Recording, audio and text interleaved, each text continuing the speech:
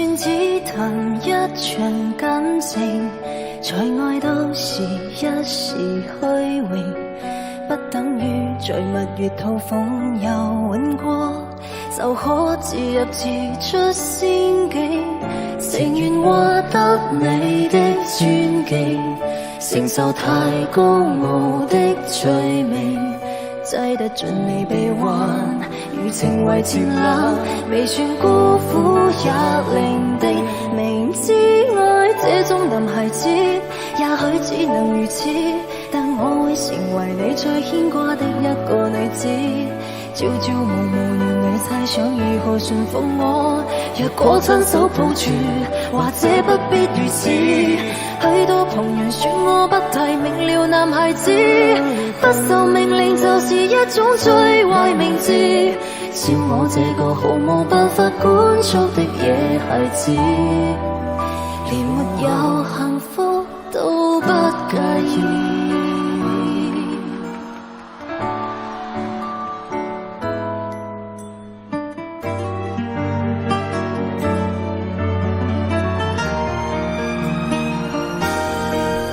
若我依然堅持忠誠，難道你又適合安定？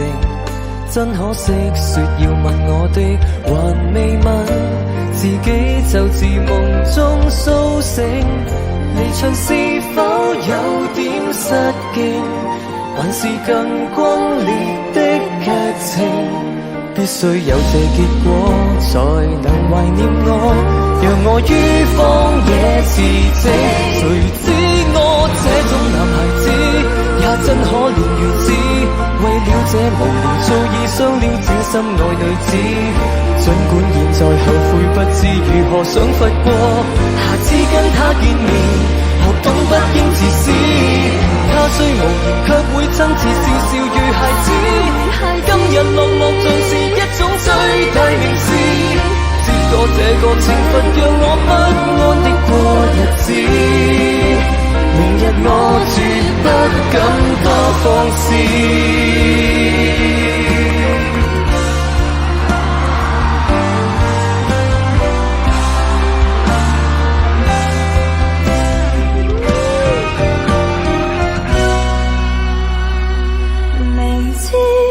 這種男孩子也許只能如此，但我會成為你最牽掛的一個女子。朝朝暮暮讓你猜想如何馴服我，若果親手抱住，或者不必如此。許多旁人說我不太明了男孩子，不受命令就是一種最壞名字。我也笑我原來是個